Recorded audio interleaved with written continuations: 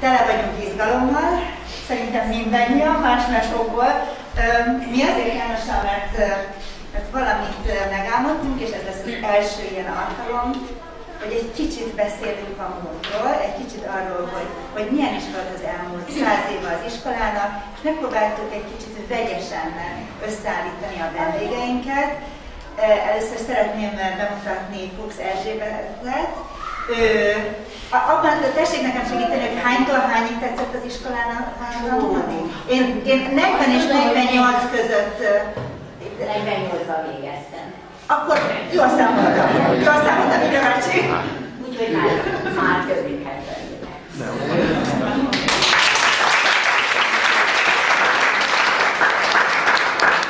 Aztán Imre bácsi, akit nem véletlenül szólította meg, ugye, mert hogy ő egyrészt tanár volt és matematikát tanította az iskolában, és fizikát.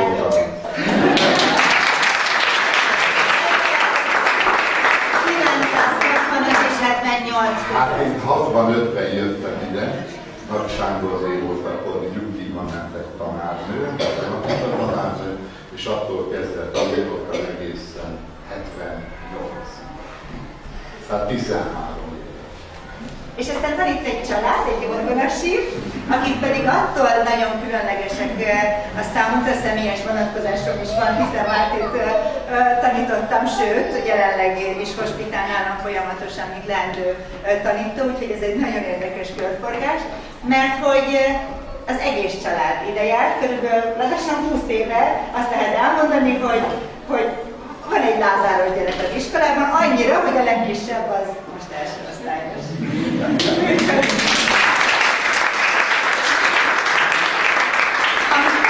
Mindenképpen ezt szeretnék mondani, egyrészt pontosan ezt szerettük volna, mert már érezzük a zsibongást, már azt, hogy itt-ott mennek a történetfoszlányok, hogy közben azért lesz egy pici mozgás. Mert hogy jelen pillanatban is az iskoláknak az aktív adventi készülődése folyik. Ha jól számoltam, 3 osztályban is van kézműveskedés, és van, aki csak egy 10 percre ide lejövök, de megyek tovább, többek között Zsoltinak is el kell mennie menet közben. Úgyhogy ő is egyszer csak majd föláll, akkor Judit nénének is egyszer csak el kell mennie. Tehát, hogy vannak ilyen hivatalos ide-oda vándorlások, de ez mind természetes lesz, mert hogy pontosan ezt szerettük volna, hogy egy kicsit beszélgetünk a vendégeinkkel, így együtt egy ilyen körformát próbáltunk alkotni ehhez, és utána pedig egy kis süteményre teára szeretnénk meghívni mindenkit, hogy még a termet egy kicsit beszélgetéssel töltsük meg. Jó lesz ez így? És akkor van egy meglepetés, amiről ő tudta, hogy nem csak, hogy mindaz öten, a mi iskolánkba jártak, mindaz öten kapcsolódtak a gyerekek közül az énekhez is, azért bemutatom őket: Zsolti, Csilla, Márti, Zsófi és Viki. És készültek egy kis produkcióval, úgyhogy legelőször is ezt hallgassuk. Előjáróban ennyit szeretnék elmondani, hogy két a szívünknek nagyon kedves lázáros darabot szeretnék előadni, úgyhogy különösen is ezt most Juditnének ajánlanám, akitől mindkét darab származik. Egyik a Gyere dalolj velünk, ez majd szerintem mindenkinek az egyik kedvenc énekelő darabja. A másik pedig, hát nem egy ének, Kárport tapsrontója, amit szeretnék még bemutatni. Fogadjuk szeretettel.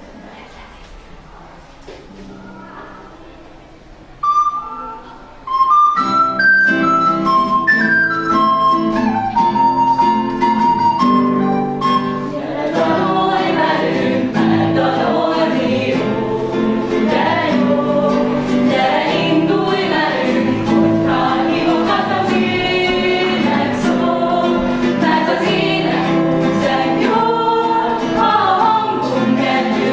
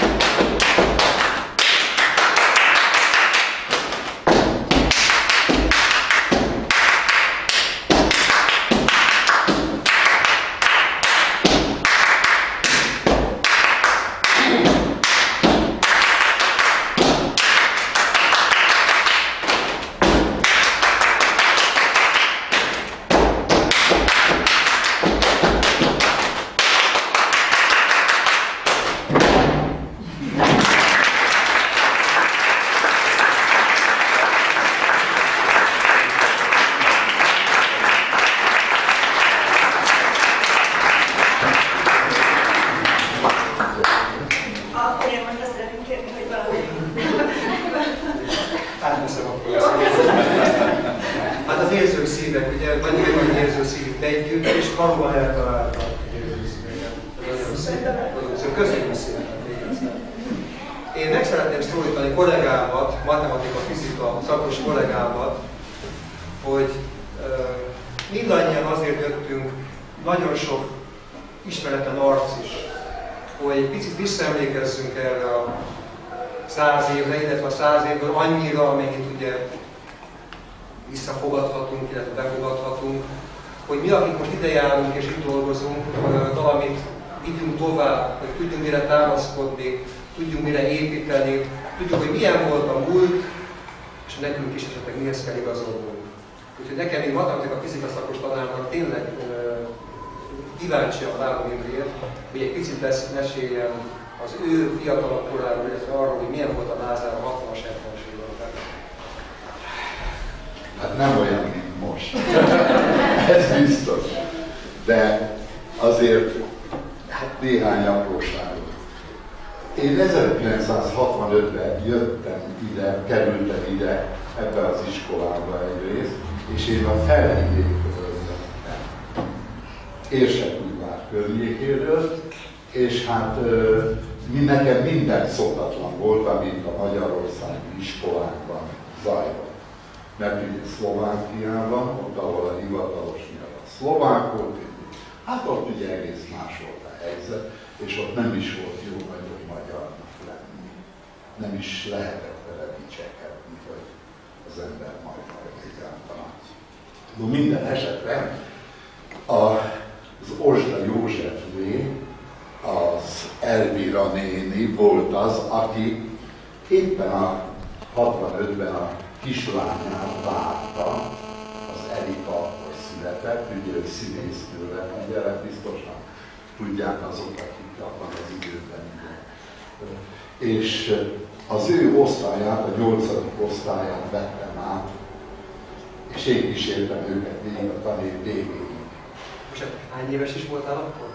Én, hát miután 41-ben születtem, 65, ugye, ennyi, 25 ugye, úgyhogy még az jó volt. Igen, de a beszédemen az rettenetesen távocos volt. Most a kollégák között is van. Igen, tanított Imre bácsi, Bizony, volt olyan kolléganő, a Formula nevezett kolléganő, aki magyar történelem szakos volt, és az állandóan olyan szavakat mondatott velem, amelyikben ez rettenetesen. Na, nem is ez volt a lényeg, hanem egyszer azt látom, hogy a fizika órán, ott az első padban maradnak gyerekek, nem tudom éppen miről tárgyaltunk, és akkor mit csináltunk? Mit képzeltek? Kiderült, hogy ott valamivel szórakoznak, akkor Ferenc fizikából. Egyébként Faragó Juditnak hívták őt, az illetőt, meg mindig párolnak kapcsolat.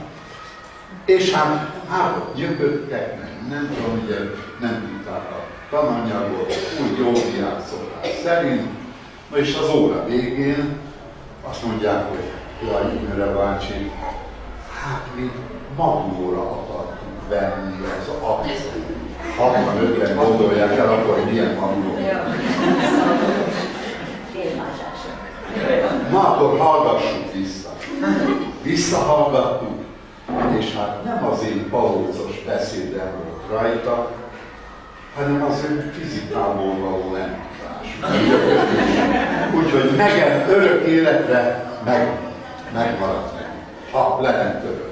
Hát akkor is készültek felvételek, tanulák, hogy illegális. Így van, teljes illegális.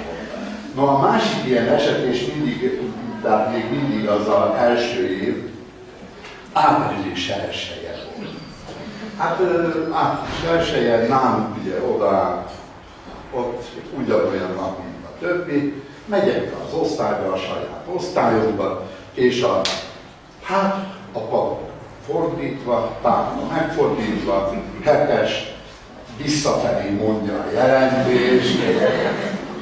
Hát nem tudtam, hogy most mit, szóval nem mondom, hogy erre készültem.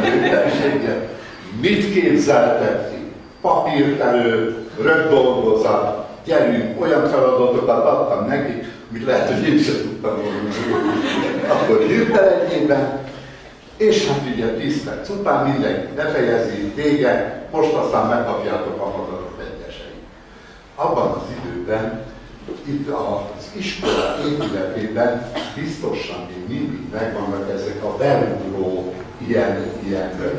Abban az időben ott ilyen embermagasságú kályhák voltak, és abban szénnel tüzeltek. Ugye, és akkor április 1, ugye az még fűtési szezon, na minden esetre a gyerekek összeszedni, szegények, izzadtak, megkoptam a papírt, odavittem, nyitottam a kályhát, beledobtam, és mondtam, na ez meg az én április 1. Szóval azért abban az időben is egy kicsit így azért próbál könnyedén tenni dolgokat. Hát a legemlékezetesebb dolgok abban az időben, vagy abban az időből az én számomra, azok mindig a nyári szülinők is voltak, nem azért, mert nem kellett iskolába jönni, hanem a gyerekeket ugye mindig itt távolod. Na most ezeknek a távoloknak mindig megvoltam az a nagyon szép varázsa, meg jó dolgok voltak, és hát ezekről tulajdonképpen ezekből 1972-es, 73-as tanévben lehetőség nyílt arra egyáltalán, hogy nem ilyen kényelmes, összkomfortos táborokban táborozzunk, hanem elkezdjünk gyalogolni. A vándortábor mozgalom, nem tudom, valakinek éve, hát abban az évben.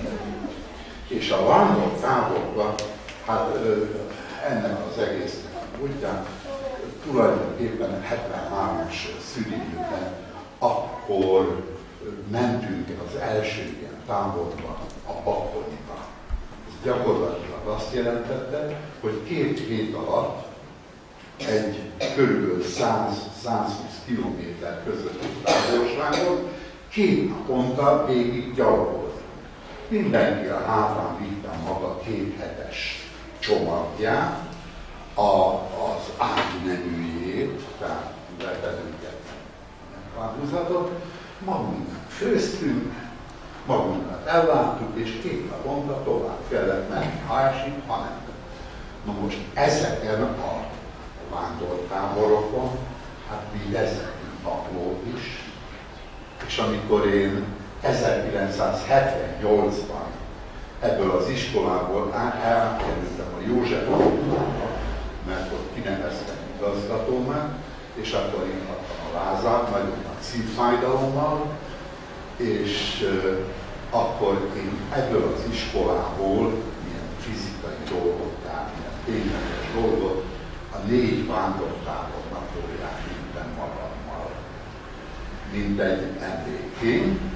Na most pár évvel ezelőtt, ugye ide jártam én is vissza az iskolába a gyerekekhez, egy kicsit bélyegszakörözni.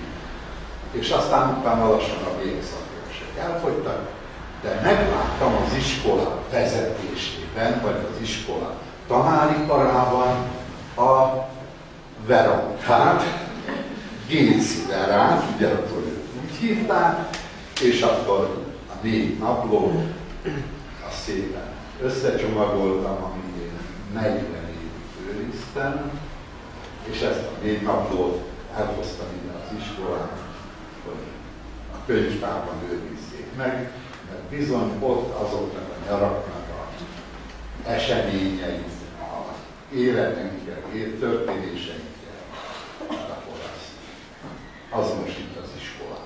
Úgyhogy én azt hiszem, hogy ez a 100 évnek egy ilyen nagyon érdekes része, ez a 73 évekről 76, mert aztán utána én elkerültem innen, és akkor hogy folytatódott, nem, azt már nem nagyon tudom.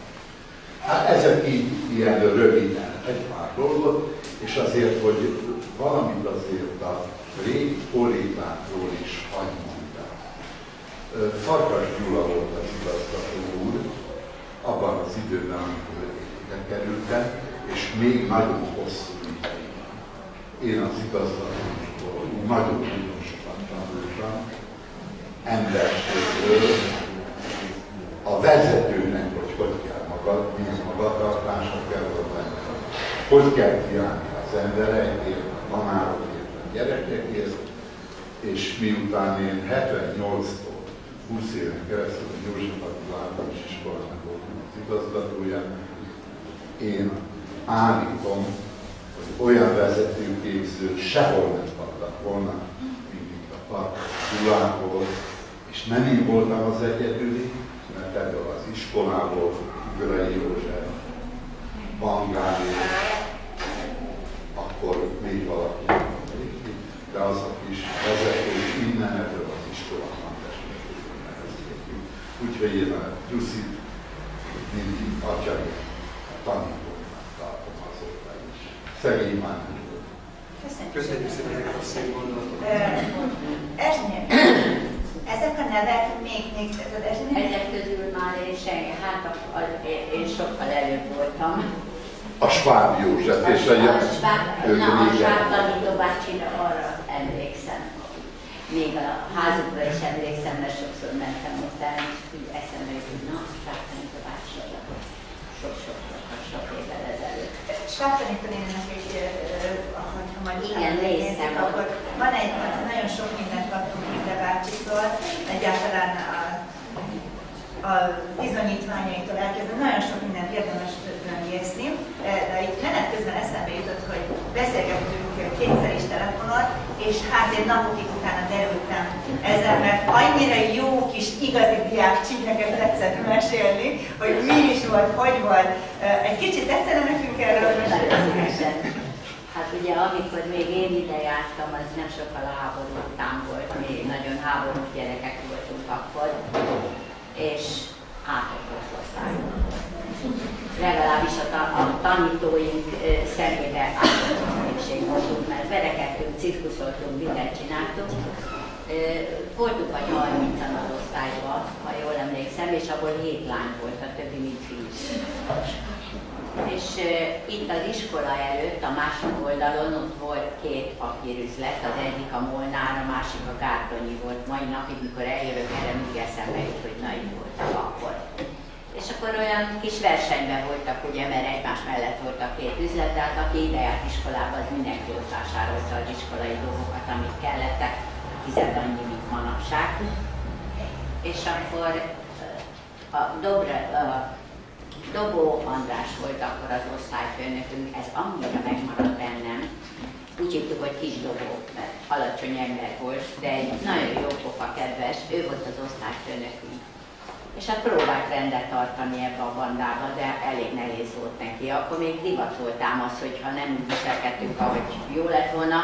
Előkerült a fejes vonalzó, tartsátok a kezeteket, és kaptunk a fejes vonalzóval. És akkor én kitaláltam, ha nagyon mérges volt, akkor mindig csapott az osztálykönyvet. Ki volt nyitva az osztálykönyv a beszéden, és úgy mérgében rávágott, hogy csend legyen már végre. Mert örökké ment a dumálás, ugye bejött az órára, és akkor még tanított nekünk éneket. De ő volt az osztályfőnökünk is. Akkor kitaláltam, hogy vegyünk tüsszentőport, mert azt is lehetett kapni.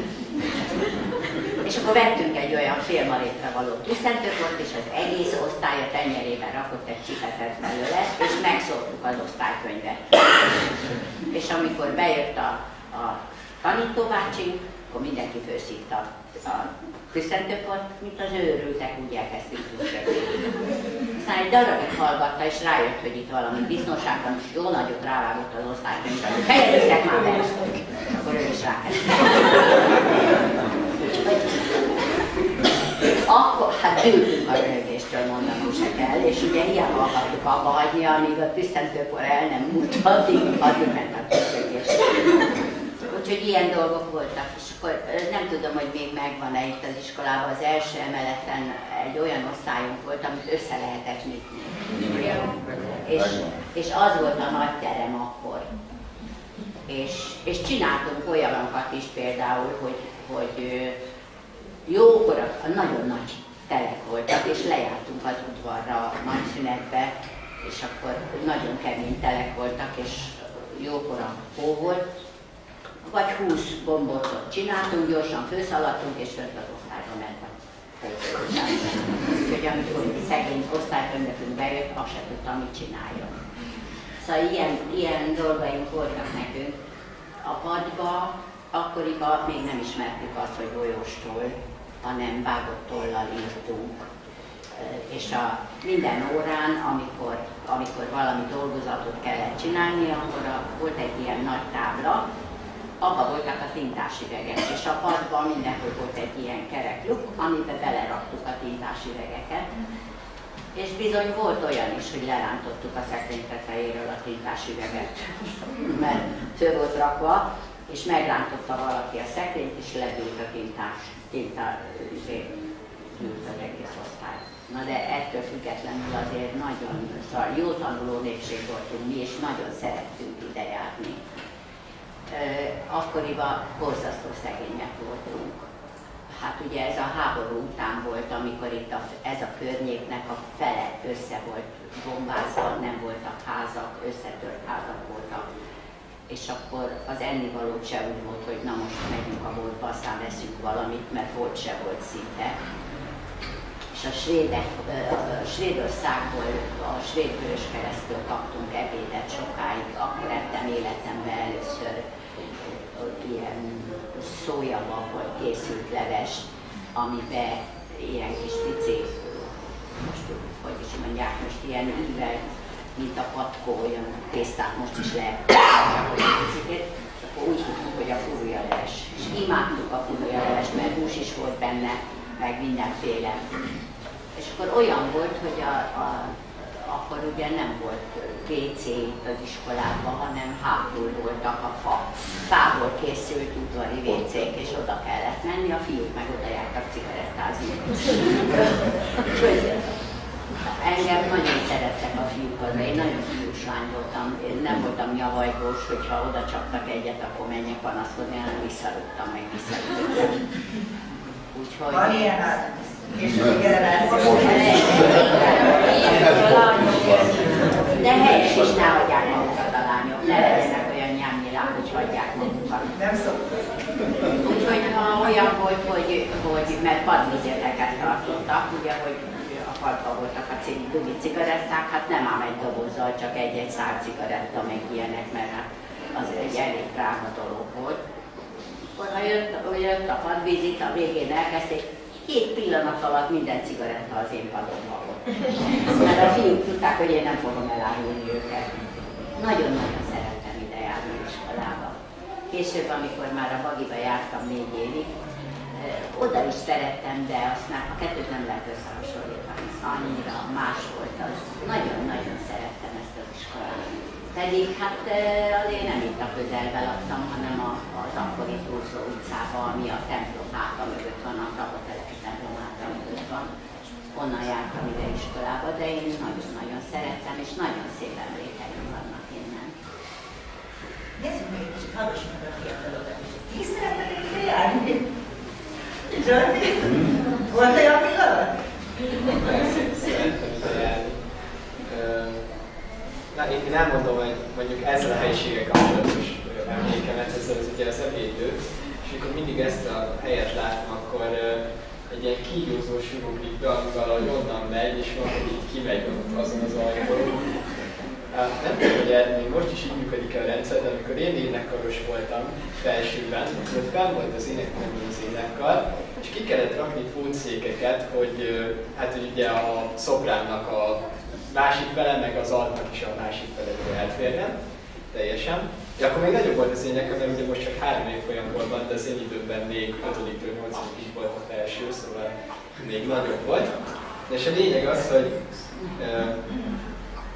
rendkívül izgalmas versenyfutások voltak, mert amikor megszállt a csengő, és végre Judit vagy Krisztina az ökléségbe, és azt mondta, hogy lehet menni, akkor így mindenki betolta a székét, vagy hogyha ugye a mi székünk az ilyen műanyag szék volt, ezt vissza kellett még rakni a helyére, És akkor így sprintben le kellett, kis lépcsőn ugye nem, mert az tilos, az tabu, hanem ezt még most is gondolom, ugye?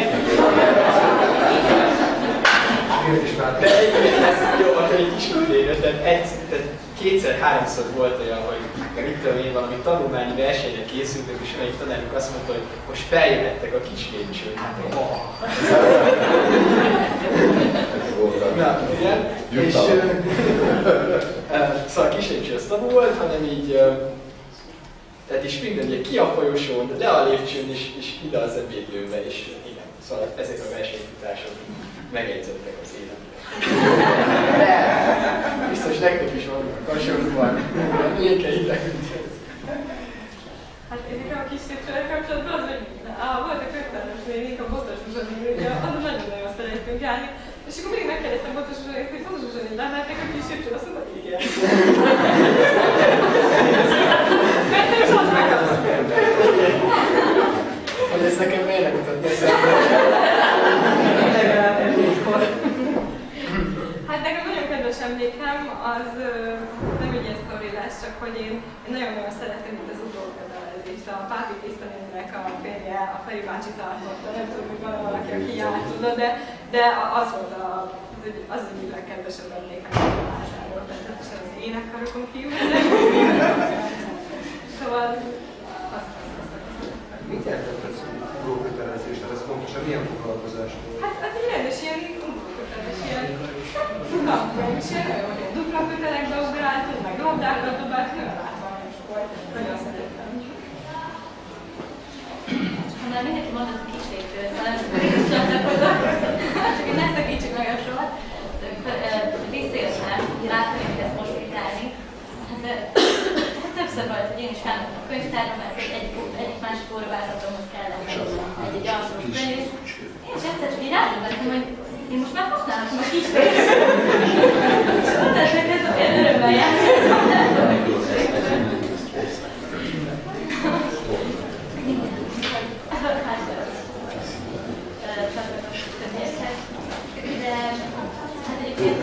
én is nagyon szeretem ide járni, és emlékszem, hogy a legelső napon, ugye másodikhez kerültem, és emlékszem, hogy annyira elbűvölt ez a légkör, ott volt, ez a szeretet, az a befogadó családias hangulat, hogy hazamentem az iskolából az első napon, és ugye egy kis 6 éves fejen jelentettem, hogy én annyira fogom sajnálni, hogy a negyedikben el kell búcsúznom és nem értettem, hogy a felnőttek ezen miért nevetnek. Én tényleg sajnáltam, hogy 4 év múlva el kell búcsúznom látni, ezen mi lehet a vicces? Akkor folytassuk a kis lépcsővel. Viszont volt egy barátom, Szandi, akivel nagyon jobban voltunk, és ő azt mondta, hogy a kémia teremből jöttünk le, és hogy le kellett menni az infóteremhez, és hát nekem most nincs kedvem ezt így körbe menni, szóval. És így mondta Szandi, hogy de nem menjünk a kis lépcsőnek, hogy én is így, nem, tényleg, én azon nem merek lemenni, nem, majd mondjuk azt, hogy Botos Zsuzsa néni.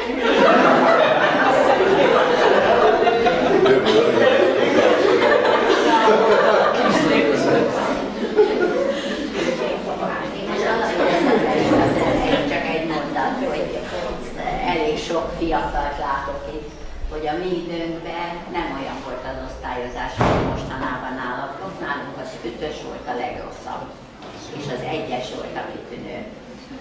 Úgyhogy ha itt a bizonyítványokat esetleg nézitek, akkor az nem ugyanazt jelenti. Én azt szeretném kérdezni, hogy azt úgy értettem, hogy 45-től 48-ig tetszett járni, esetleg utolsó 46-ban inkább, mert 45-ben nem nagyon jártunk iskolába, illetve én jártam Kismaroson, mert akkor volt a bombázás. Meg akkor költöztek ide ezek szerint, tehát 46-tól tetszettek, hogy... Nem, én itt születtem Erzsébeten, illetve Kispesten, mert akkor Erzsébeten még nem volt szülő otthon, hanem elmentünk a akkor volt a bombázás 44-ben, itt szétverték az egész környéket, és akkor mi elmentünk a keresztanyába, Nagymarosra, és amikor visszajöttünk, akkor 45-ben aztán már kezdtem, de akkor még a Marott utcai iskolába jártam 2 évet, és aztán jöttem ide. Teszem fel a kérdést, hogy 44 előtt a front előtt. Ide tetszett szintén járni? Vagy nem. Akkor mondom, akkor a Marott utcai iskolába jártam. Elvileg ehhez tartozott. De nem tudom, hogy mi ok volt, talán nem fértelt el a gyerekek, vagy mi, de ott a Marott utcában csináltak 2 osztályt, és akkor én oda jártam. És amikor aztán 5-be kerültem, de lehet, hogy már a 4-be, erre pontosan nem emlékszem, akkor kerültem aztán ide, mert akkor azt megszűntek azt a 2 osztályt. És itt a házat milyen károk érték? Erről milyen emlékeim van, hogy amikor itt elkezdte a felső világ? Például az Aulik utcát teljesen szétverték, arra nagyon emlékszem. Mert az első bombázás, amikor volt, akkor hát én akkor voltam ugye 11 éves, és teljes idegrohamot kaptam utána, és édesanyám elvitt a gyógyszertárba. Ott volt az Aulik utca sarkán a Máté utca és az Aulik utca sarkán ott volt egy gyógyszertár, és arra emlékszem, meg sokszor arra jöttem iskolába is, hogy szinte minden házat szétvertek. Tehát olyan érdekes, hogy mi akkor a Túrzó utcában laktunk, a mai Fás utcában, és egy ilyen 4-szög kimaradt valahogy, és az összes többi nagyon csúnyán szétverték ezt a környéket. Kész csoda, hogy az iskola életben maradt. Az iskolát vagy talán... Az iskolát nem érte nagy halálat. Hát én azért Imre mikor ennél voltunk, mert hogy mentünk diákokkal Imre az egy látogatásra, azóta is nagyon-nagyon kellemes emlékén mesélek tovább, mert hogy eltelt fél óra, kicsit beszélgettünk, kicsit ez volt, ma azon vettem észre magam, hogy sakkoznak a gyerekek, hogy feladványokat adott Imre bácsi. Zseniálisan szép nap, szép délután töltöttünk ott, de akkor erről valamit tetszett mondani, hogy a stábtanító nénivel kapcsolatban. Ugye a neveket az előbb, ahogy hallottuk, a Farkas Gyuláról beszéltem, mert ő egy ilyen volt, de egy nagyon emblematikus tanító nénie volt ennek az iskolának, Sván Józsefné Rózsi néni. Ő világ életében első és második osztályt tanított, ők 37-ben kerültek ide, mert az ő 2 fia, azok ők tanyán tanítottak, és ugye a tanyán iskolában már nem voltak felső osztályok, és ők fölköltöztek Budapestre. És itt a Szent Imre Herceg utca és a Nagy Sándor József utca sarkánál, ott nem tudom pontosan a 77-es szám, egy emeletes épületben ott volt lakásuk. Most a háború ideje alatt a gyerekeknek nagy részét kimenekítették a környező településekre. A Rózsi néni például nagyon sok gyereket levittek Pannonhalmára. Őnekik ott voltak ismerősei, és ott helyezték el őket. És hát ugye a sorsnak a kegyetlensége, hogy amikor a háború után, a bombázások után a gyerekeket visszahozták, akkor kiderült, hogy az ő lakásukban beköltöztek valakik, olyan valakik költöztek be, akiket soha az életükben többet nem tudtak onnan kitetetni, és a Rózsi néniék itt a Tompa utcában, ugye itt ebben a Tompa utca 32-ben egy albérletben élték be az életüket, a saját lakásukban nem jutottak vissza. Tehát voltak ilyen kegyetlen részek is. Ugyanakkor viszont ők az itteni gyerekeket mentették. Hát ez volt. És mikor visszajöttek, akkor az iskolát is ők kezdték el újra szervezni, aztán utána természetesen a hivatal igazgatót nevezett ki, és hát mind a ketten itt tanítottak, a Józsi bácsi is, meg aztán a Rózsi néni. Most a Rózsi néniről még annyit azért tudjanak, meg aki ismerte, az lehet, hogy majd vissza is tud rá emlékezni, ő kerek 50 évet itt ebben az iskolában, első és második osztályban tanított. Itt. Nem semmi. Nem. Hogy most mondjuk. Én igazgató helyettes lettem az iskolában 1900-valahanyadikán, ugye, és bementem hozzá órát látogatni, mert az első osztályokat tanították. Na most abban a boldog szocialista időben, ugye azt a szót, hogy Isten, kimondani se szabadott. nem volt szabad, Bemegyek hozzá az osztályba, gyerekek, osztály, vigyázz, a himnusz első verszakát. És a gyerekek csodálatosan elmondták a himnusz első verszakát. Rózsi néninek mondom az óra végén, na, ezek a gyerekek az életükben nem fogják elfelejteni. Nagyon nem tudod te, hogy ez miért volt. Engem még úgy tanítottak, hogy minden napomat Isten nevével kezdem el. És a himnusszal elkezdtem. És bele se lehetett kötni. Magyar tanár, pedagógus, az mindig tudja, hogy a hatalom nem számít. Én magamra csukom az ajtót, és ott én vagyok a hatalom. Meg a gyerek. Ezt érdemes megjegyezni. Ezt is, meg azt is, hogy azért ez a Tompa utcai ház máshoz továbbra is az iskolához kötődött, mert hogy itt volt valami különlegesség minden étkezéskor. Hát ő a Rózsi néni, ő Rózsának hívatta magát. Tehát ő nem akármilyen Rozália volt, hanem ő Rózsa volt. Na most ez augusztus utolsó hetében van valamilyen Rózsa névnap. A tantestület értekezletet mindig itt, ugye Gyulának, az Ugrai Józsnak megtartották a tanévnyitót, utána föl az egész tantestület átvonult szépen a Tompa utca 32-ben, fölköszöntöttük a Rózsi névét.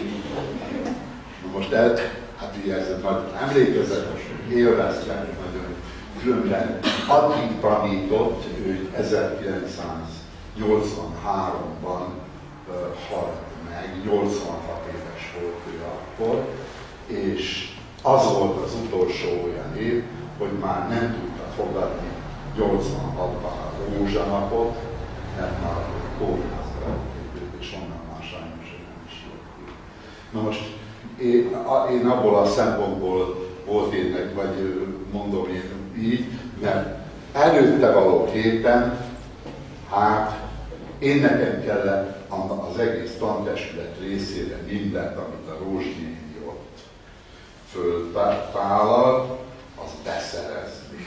Na, gondolják el, hogy mi volt az, ugye, minden. Úgyhogy, ugyanis ő neki a két fia, ilyen 20 és 22 éves korában háború alatt meghalt. Illetve az egyik az meghalt, a másikat pedig elvitték ilyen malenki robotügyet, tehát ilyen kis munkára, és valahol a Volga pályán ott eltűnt, és azóta nem is lehet őróla semmit tudni. A másik fia, a nagyobbik fia, az pedig katona volt, és gyorsütővészt kapott, és meghalt, tehát ő egyedül maradt gyakorlatilag a két nagy felnőtt fia révén, és hát engem tekintett a fiának. Hála Istennek, de nem kívánom senkinek. Rettenetesen milyen katonás asszony volt. Aki emlékszik rá, tudja. Én mondhatok valamit? Bocsánat, ezzel kapcsolatban, hogy arra emlékszem, hogy vagyunk itt néhányan még. Itt pályakezdőként itt voltunk pályakezdő. Rózsi nénihez minden pályakezdőt elvittek, és bemutattak minket a Rózsi néninek, így kezdődött a pályázatásunk itt Belászárban. Úgyhogy ez emlékezetes volt. Egyébként voltak, hogy még ilyen iskola ellenőrzések, ilyen nagy felügyeleti látogatások voltak, és az egyik ilyen legemlékezetesebb az volt, amikor a végső megbeszélésnél ez a szakfelügyelő oda ment a Rózsi,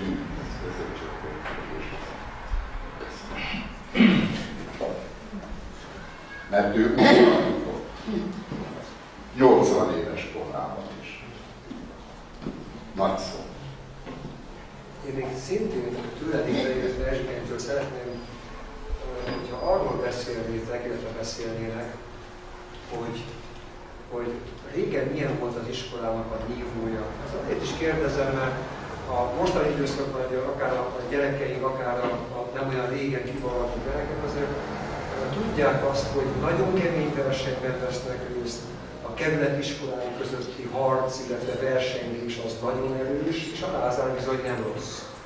Az a kérdésem, hogy milyen volt a 40-es években, vagy 60-as, 70-es években, illetve azt is szeretném tudni, illetve szerintem többünk is szeretném megtudni, hogy a Lázár Vilmos Aradi vértanú, hát azért mégiscsak a 40-es években sokkal közelebb volt még Arad, illetve ez az egész emlékezet, hogy az iskola hogyan őrizte az aradi vértanúknak az emlékezetét, meg Kossuth, meg az egész szabadságharc, hogy egyáltalán ez mennyire volt jelentős akár a 40-es évek végén, illetve hát a következő időszakban, a 60-as, 70-es évek az már egészen másfajta világ lehetett, de mindkettőket szeretném előhallani. Az már egy, hogy mondjam, túlságosan sokat nem is tudok róla mondani, mert hiszen 11, 12, 13 éves voltam akkor, de arra emlékszem, hogy október 6-án mindig ünnepet tartottunk, akkor volt egy kis műsor az iskolába,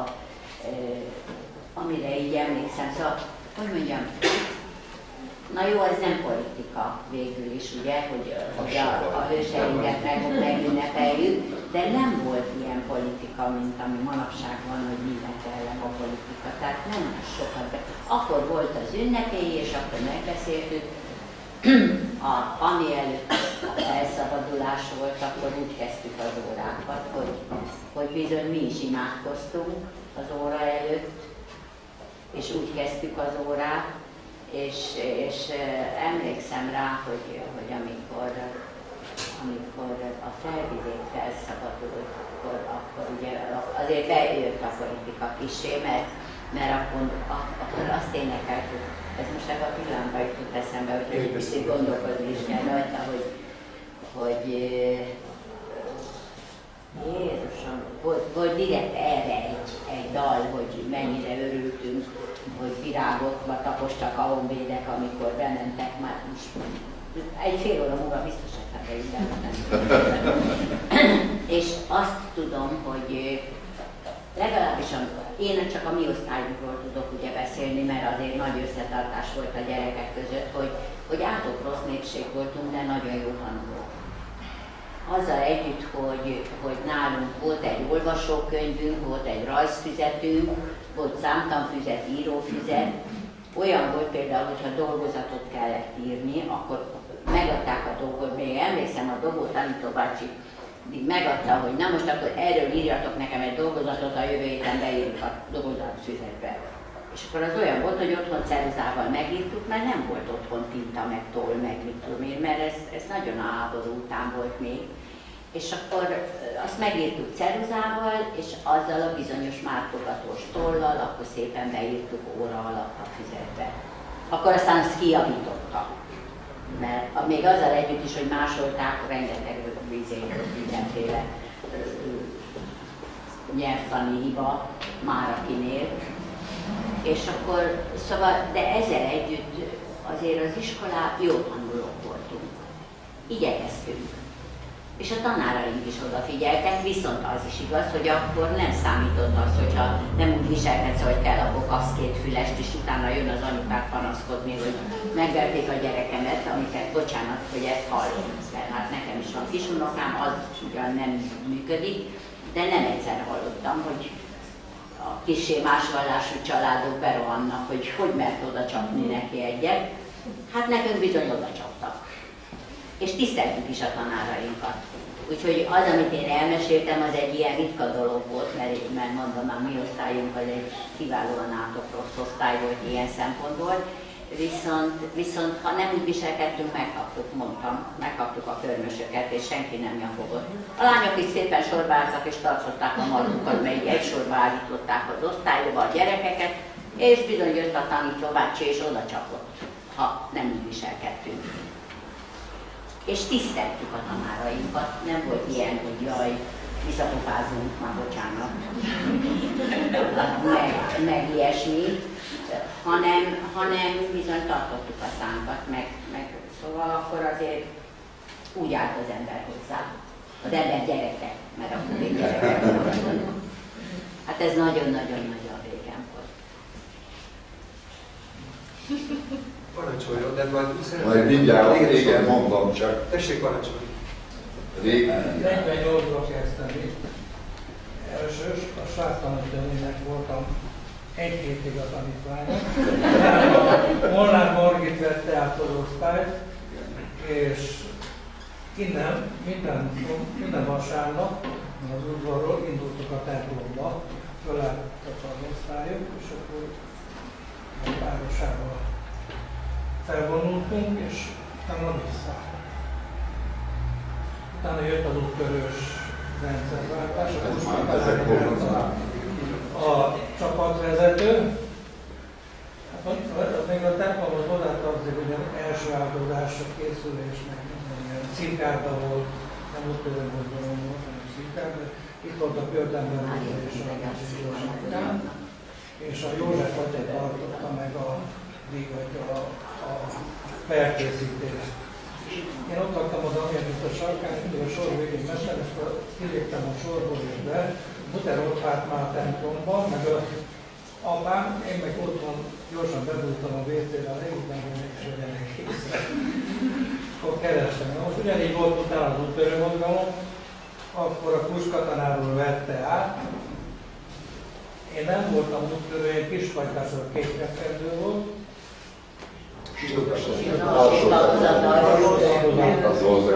Hát amikor felső tagozatos lettem, és az egyetemrás vette át a doktori egyetemrás az osztályunkat, és akkor kinevezett, hogy te leszel a rajpanasz, a második, a harmadik, mondom nekik, a tanárom, én nem vagyok úttörő.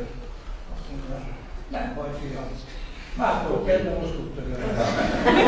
Mondom nekik, hát azt nem lehet, nem avattak föl meg. Meg Szilvát is látni. És mondd meg neki, hogy most én azt mondtam neked, hogy már kezdve úttörő van. Én ment a Puskához, mondom neki, Andi bácsi azt mondta, hogy mától kezdve úttörő vagyok.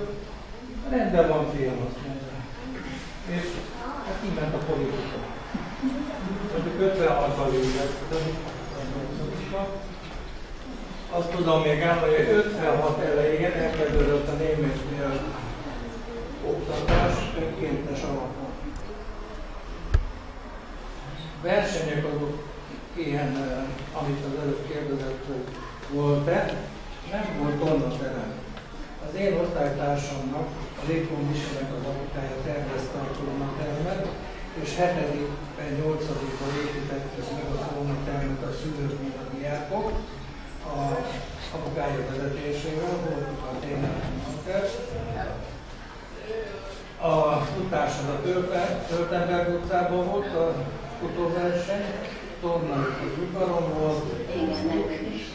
Szóval, és jártunk Erzsébetre az RTTK pályára, olyan volt, hogy MHK, ez a munkára harcra kész, ugye? Ott volt súlylökés, ilyen atlétikai számok, és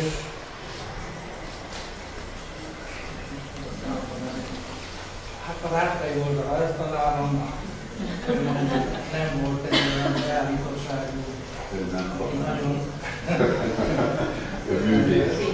csináltunk ezt a politikai dolgokat, de nagyon érdekes dolgokat csináltunk, hogy ennek volt a teljes moralikus véges. Fogd meg fiam a bokádat, oda súlyított, hogyha valaki jó. Még elmondom, hogy 5 évet tartottunk egy osztálytalálkozót, 13-an voltunk.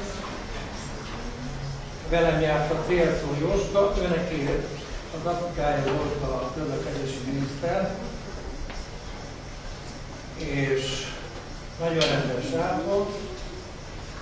A Rákosi hajtás, a csokoládéjával lettünk, ez úgy ment. Bocsánat, köszönjük szépen! Köszönjük szépen! Jóska apukája kapott egy tábla csokoládét a Rákositól, és az egy olyan, az ugye emblematikus volt, és odaadta a Jóskának, hogy beosztta, és akkor az osztályba szétosztotta, és azt mondta, hogy ezt a Rákosi hajtást. Hát akkor ez egy nagy dolog volt, egy tábla csokoládé. Igen. Nem úgy, mint manapság. Úgyhogy volt itt egyházi kezdet után, mint az úttörő mozgalom, akkor az elavult. De ez egy rugalmas. Köszönjük szépen a kérdéseket. Most Lázár Vilmos volt az énekzene tagozat miatt, amikor azt elindították annak idején, és akkor a Kobayashi Kenichiro, ő volt az a karmester, aki az első Magyarországi karmesterversenyt megnyerte, és hát az is vezényelte az ottani iskola énekkarát, azzal adtak tulajdonképpen neve. Tehát itt az iskolánknak nem az iskolánknak volt neve, hanem az úttörő csapatnak volt. Ez volt a 622-es számú Lázár Vilmos úttörő csapat. Tehát viszont Ötember utca volt, még az én bizonyítvány. Igen, az még Ötember utca volt. Hát ez az utca, így van.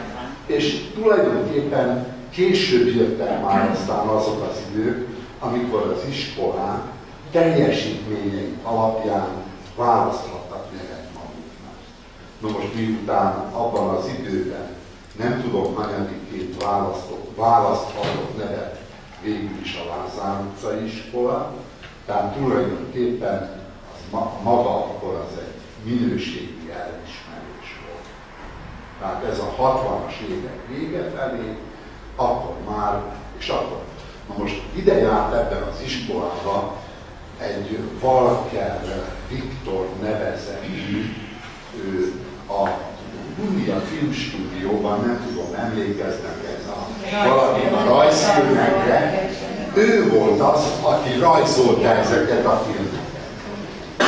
Ő készítette el az iskolának a névadója, amikor fölvehették a Lázár Vilmos nevét, fölvehette az iskola, akkor azt a Lázár Vilmos képet, festményt, azt valaki mikor készítette.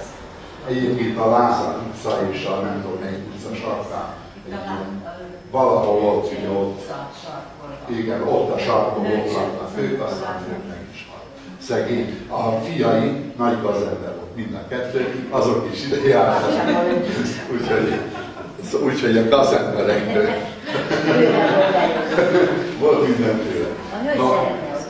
Igen, de be is fejezem a addig, hogy tulajdonképpen a magán önmagúra való emlékezés attól kezdeni volt.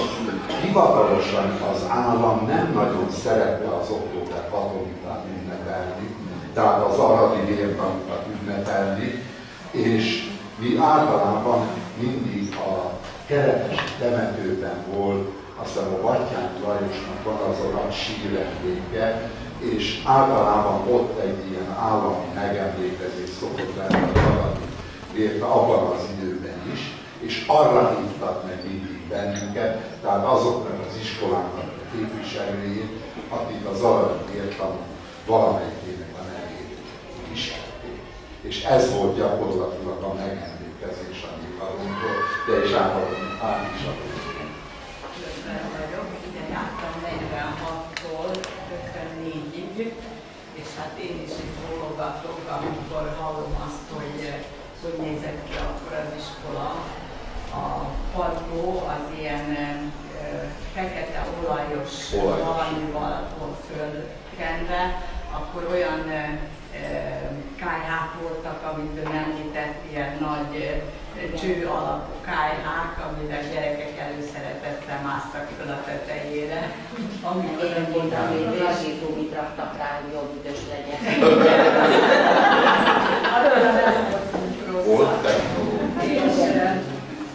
Tulajdonképpen a Nyárádi Vilmosé volt az én osztályfőnököm az alsó tagozatban, aztán akit itt említettek, a Dobó Istvánt, az ugye engem nem tanított, inkább fiúkat tanított. Akire nagy szeretettel emlékszem, a Dobrai Istvánra, akinek ma van a 10 éves halálozási évfordulója tiszteletére a templomban,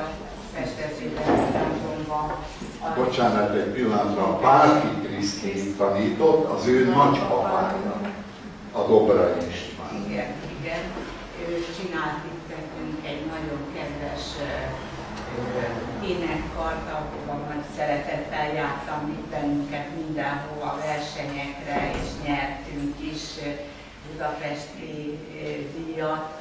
aztán a Rátkai tanár úr, emlékszem, valóban osztogatta, én is kaptam tőle egyszer egy köröst, és hát aztán később, sőt, találtam otthon most 3 darab képet.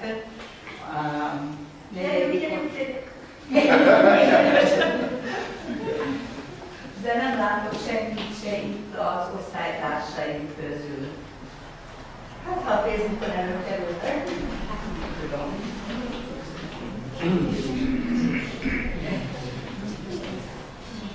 Itt van még a 4. osztályos, aztán a 6., 7. osztályos képen. Nem tudom, itt lakok a közelben, nem tudom a vezeték nevét, Kató néninek hívták, volt a 7. osztályos osztályfőnökön, meg azt hiszem 8-ba is ő volt. Ő az, de biztos, hogy nem él már. És hát én nagyon szerettem volna, akkor is szerettem rajzolni, meg énekelni, meg az ilyen alkotó dolgokhoz nagy kedvem lett volna, de hát divattervező vagy mintatervező szerettem volna lenni, vagy vakberendező, de hát a Rákosi időszakban ezekre nem volt szükség. És akkor hát beadtam a jelentkezési lapomat, nem voltam rossz tanuló, és elmentem nyaralni a nagyszüleimhez, és mikor visszajöttem, az édesanyám mondja, hogy kapott ő gyorsítgépíró iskolából egy értesítést, hogy nekem kellene menni felvételire. És akkor rettenetesen csodálkoztam, hogy gyorsítgépire, én nem jelentkeztem oda. És akkor itt lakott valahol a Tompa utcában, vagy hol ez a Kató. Jó. És elmentem hozzá megkérdezni azt, hogy hát hogy létezik az, hogy hát én nem ide jelentkeztem, miért, nem értem.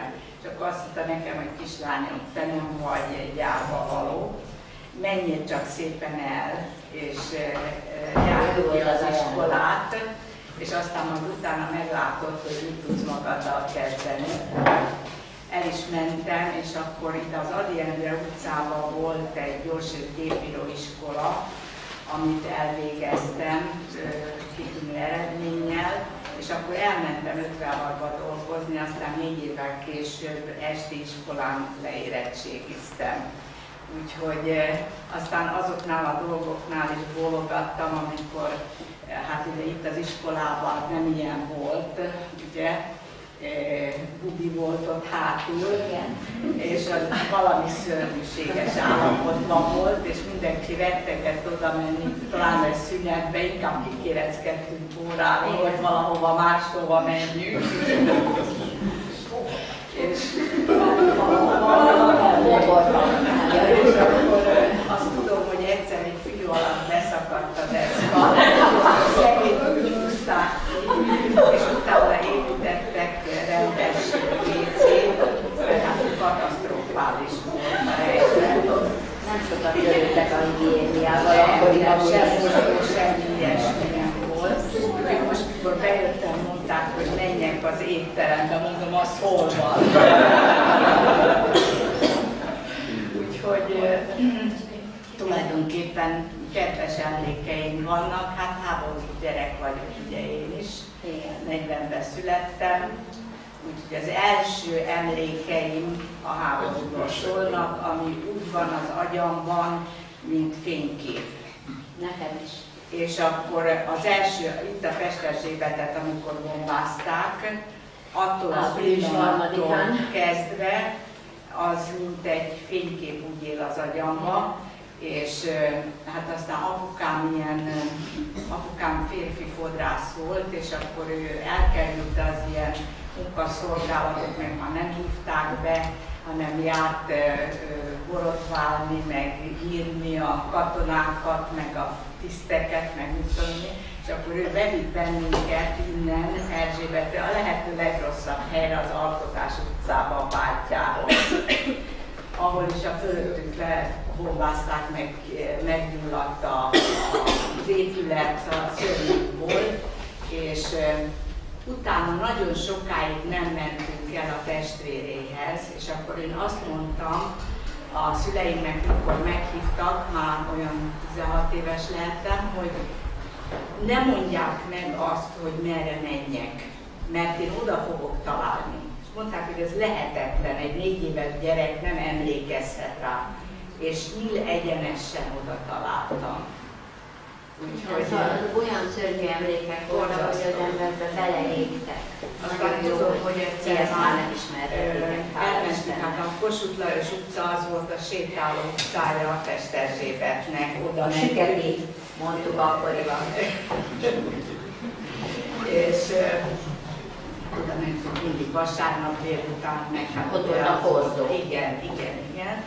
És akkor egyszer anyukám elvitt vásárolni, és sziréna próba volt. És hiába mondta, hogy rossz, ez ne ijedj meg, mert abban a pillanatban én olyan rosszul lettem, hogy be kellett vinni egy házba és leültetni, mert egyszerűen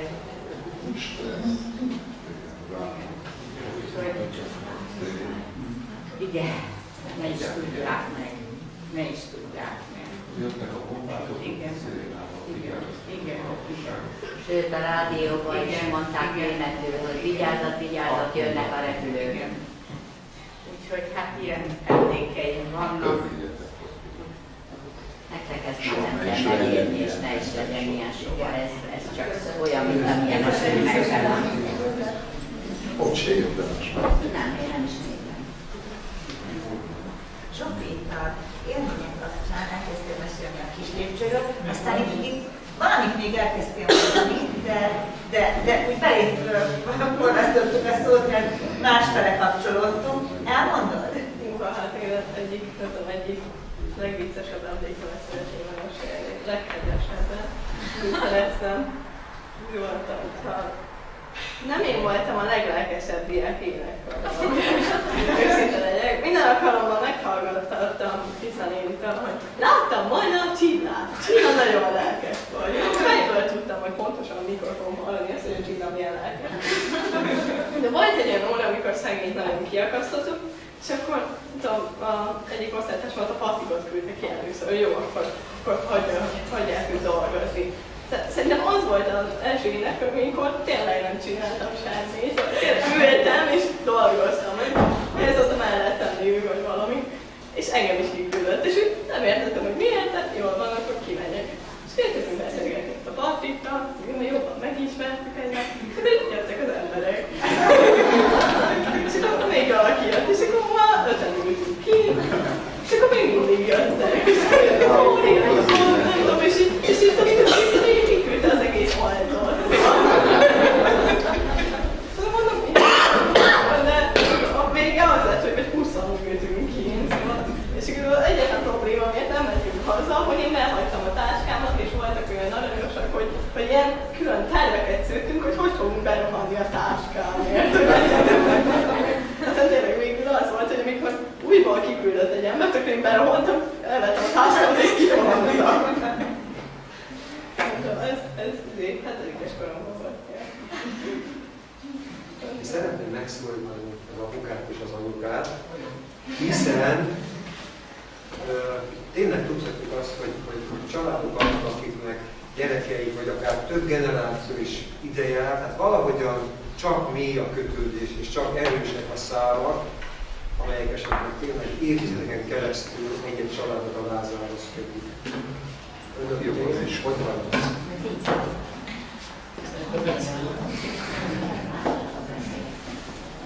Nem, annak idején, hogy volt egy úrban, és akkor választottak általános iskolát, nincs különböző szinten először. De van nekem a figyelésem, hogy tátokolni azok tanári korban benne volt, 35 évet utána volt, és körülbelül az összes iskolát ismeri, és úgy gondolta a helyettem, hogy nagyon jó lenne, amit a Lázárból az már volt. Meg őket pontosan tízes láttól iskolában a legmegfelelőbb. Ez mikor is volt? 97. Hozzadunk ezt is az elsőt. És akkor megpróbáltuk idehoztunk, ügyíteni belőtt, aztán megfelelőnek találni. Szóval nekem azok, hogy támogatni. Szóval nincs voltál kiérezni. Nem kell.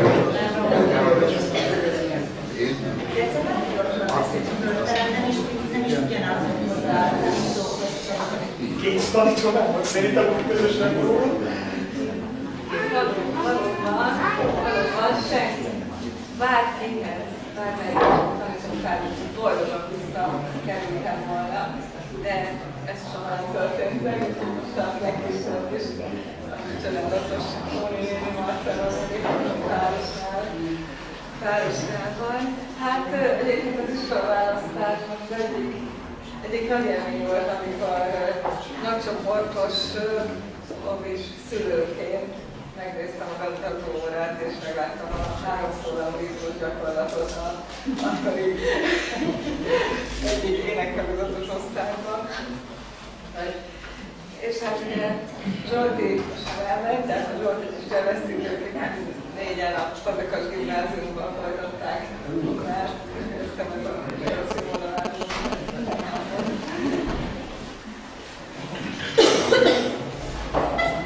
Amit én érzékelek, hogy lassan elindult ez a finom kis beszélgetés, amit igazán szerettünk volna, hogy egy kicsit elinduljanak itt a találkozások. Úgyhogy mit szólnának ahhoz, hogyha most egy kis tea kíséretében, sütemény kíséretében felállnánk és tovább oda mennénk beszélgetni. Igen?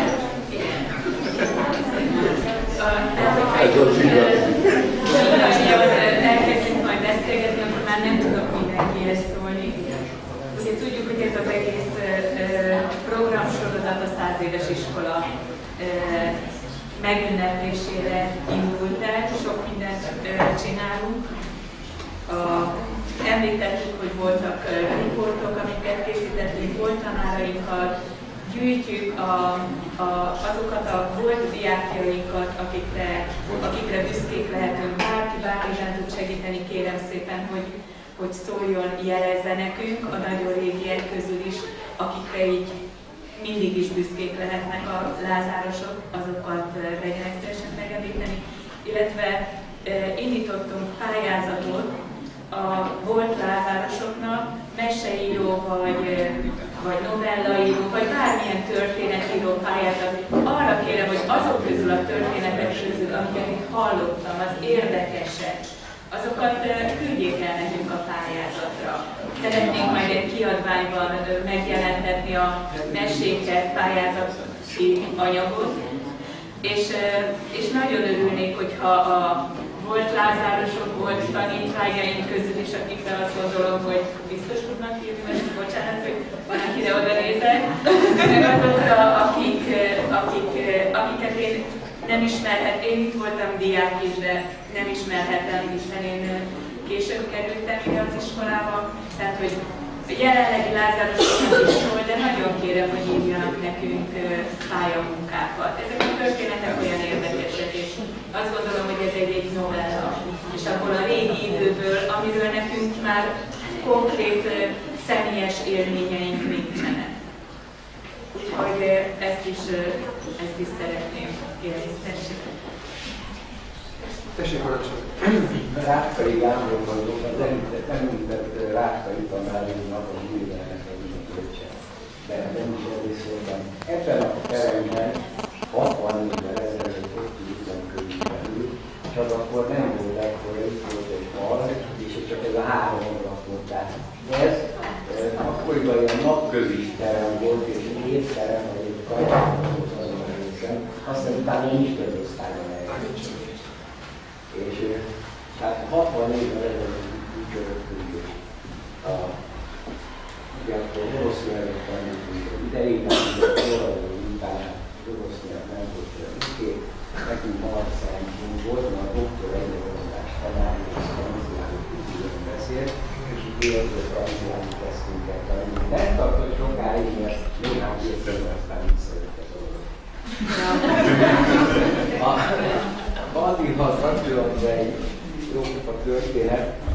A igazgatói szoba az itt volt bal oldalon, és mellette volt a tanár. Most az igazgatói szoba szobából a tanárihoz csak a folyosón keresztül lehetett akkor átmenni, azért mondom ezt, mert nem volt ilyen felállás. 2 terem volt a Lázár utca felé, a közelebbi a iroda felé lévő teremben voltam akkor diák, és a bandi tartotta a rajzórát. A rajz az mindig 2 darab volt egymás után, és a bandi eljött, finom, kájhacsőre, ellipszis, és föltette a lábát. Igen, a lábát, és olvasott, vagy nyelvet tanult, vagy olvasott, vagy. Szóval elfoglalta magát. Körülötte megszűnt a világ. Most olyan valami csajtott az osztályba, és a Farkas Gyula igazgató ment át a tanáriba, kijött az irodából, és hallott, hogy marha nincs az osztályba. Benyitott, azt hiszem, nincs tanár. Benyitott, sírt csönd lett, mert ugye mindjárt, mert akkor is így volt, hogy ültünk, és az ajtóra ráálltunk, vagy belépett a diri, rögtön hús volt, meg azt hiszem, föl is kellett állni, de akkor olyan volt a regula, és valami az egészre így. És ezt mondja neki a parkra, hogy valami, nincs. Hát azt mondja, az itt nincs tanár. De azt mondja, itt vagyok, azt mondja, hát olyan így csajolok itt. Hát ne csináljon már valamit. Jó, rendben van, majd elmondom. Kimentem, Fili. Na, Vanni tudta már fejtől, hogy tüket kell oda menni, ami fokra. Na most, a fő kolombosokat kiírta, nem állt föl, ülve maradt a széken, hajol le, így a mondani, a fokit adta. Én szerencsére nem kaptam tőle, de akik kaptak, volt, aki azt mondta, hogy akkor a fokit adott, hogy a fejem a hasamra szól. Ott még egy érdekes dolog, a Andi behívatta az előző gyereknek a szüleit, és ugye mindenki otthon úgy hívta Gulliver. Gulliver, eljön a szülő, és pont a Bandihoz jön le, és kérdezi a Banditól, hogy a Gulliver tanár. Én vagyok rá, ilyen. Hát a szülő onnantól kezdve már se tudta, hogy még még egyet elmondani, amit ez az iskolához kapcsolódik. Hát itt a Csakcsándi iskolatársam ugye elmondta már, hogy nem volt tornaterem. Ezt a tornatermet a gyerekek, a szülők,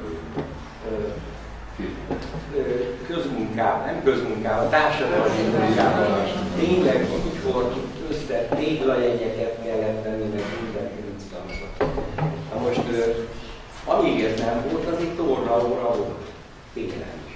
Na most télen az osztályteremben volt a tornaóra, itt az előbb a hölgy mondta, hogy Olajos Partnát, ez így Olajos Partnát tanteremben, és időnként fölkenték olajjal, hogy hát ne legyen for. Tiszta legyen. Igen, ne legyen for. És akkor tornaórák úgy voltak megtartva, hogy padokat, meg padok voltak akkor még nem ez a mostani szék, meg asztal, hanem igazi egybe pad. 8-os korunkban már itt tudtunk leülni, és olyan a nagyon nagy. Padokat szétoltuk jóra balra, középen volt a kor. És volt egy olyan, hogy a Talicskádát biztos ismeri mindenkül, kézen vagy, a lábodat meg fogja a másik gyerek, és akkor verseny. Na most frissebb volt Kemberről, pont olyan helyen este van, ahol a szöget kiálltak. A padló volt, itt még és hát most el lehet képzelni, hogy a kezünk hogy nézett ki akkor, és nem volt akkor, meg minden vízben. És a kájha, Jani bácsi volt a fűtő. Jött mindig rakni a kájára, órán, bejött, indított a tetrát, ugye el kell mondanom, hogy a szén az moros. Rávettem arra, hogy füss volt, kicsapott, fölcsapott, üdös volt, akkor szerveztetni kellett, úgyhogy és ez a katasztrófa. És Jani bácsi árulta a fullit, 20 fillérért. Ezzel mindig volt a fullit. Baromi hosszos volt a keze a gyereknek, hát a széntől hát állatot. A Farkas Gyula nem egyszer szénekben, hogy félére írta, hogy nem szabad, akkor 20 fillér egy fruti ára volt, az öreg 10 év vette, 10 fillért keresett rajta, és neki ez egy ilyen fizetéskiegészítés volt. És még egy dolgot elmondani, hogy ebben az iskolában sok jó tanár volt. Azért is volt sok jó tanár, mert Pesterzsébet nem tartozott Budapestre. 1950. január 1-ével lett a Nagy Budapest, amikor Pest-Szent Erzsébet hozzácsatolták a fővároshoz. Na most ez egy büntető tábor volt sok tanárnak, és ebből az iskolában nagyon sok középiskolai tanári képesítéssel rendelkező tanár tanított, mert Pestről kivágták a francba, és azt mondja, hogy Erzsébetre ki kellett járni, az egy akkora büntetés volt. Én emlékszem rá, hogy Vonáros téren be akartam ülni taxiba, hogy Pestre, hát azt mondja, hogy vidéken nem jövök. Hát Pesterének annyira kint volt a Pestre, és nagyon durván kisarni, ez egy büntető tábor. És hát elég egy tanár volt, és meg kell mondjam, hogy jól megtanítottak minket annak idején az életre. Én 1952-től 60-ig láttam ide, az emblematikus tanárokról is szólt volt a Lóri néniről, én is rikácsoló hangja most is itt a fülembe, és voltak még ilyen emblematikus figurák, Puskaláros Pál, a Puskalászló egyetemes fizikatanáros feleségét, akik nagyon sokat sok évi voltak tanárok az iskolára. És nagyon sok voltak, például Nézsek Szilmos, az is középiskolai tanár volt, magyar történelmről úgy emlékszem, és ő is ide kellett, hogy jöjjön, csak jóval később tudott elhelyezkedni a Babika, már megvan szegény azt mondjuk szabad vagy.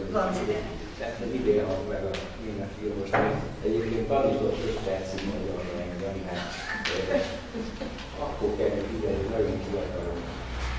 És hát a Boly Laura, aki szintén egy emblematikus figura volt ebben az iskolában, magyar történelem fölült a padra, fiam menj az első padra, emlékeztek rá? Fölült, és a padról tartotta az órát, megállás Igen. Ő is például Japáca volt. Hát csak ennyit szerettem volna, és nagyon köszönöm a meghívást. Örülök, hogy így fejlődik a ülés, és hát szóval nyilvánvalóan kicserővel minden fantasztikus. Hadd mondjam el a Árkai Endréről.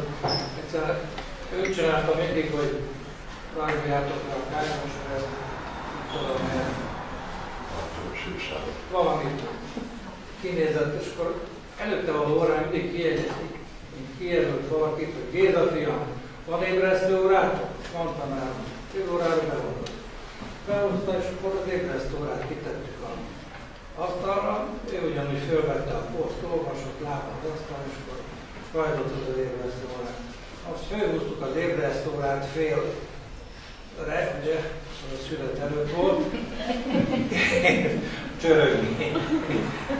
Azt írta, olvastam, alig vártuk válaszra, néztünk, hogy mikor lesz már fél, de még nem volt a órák.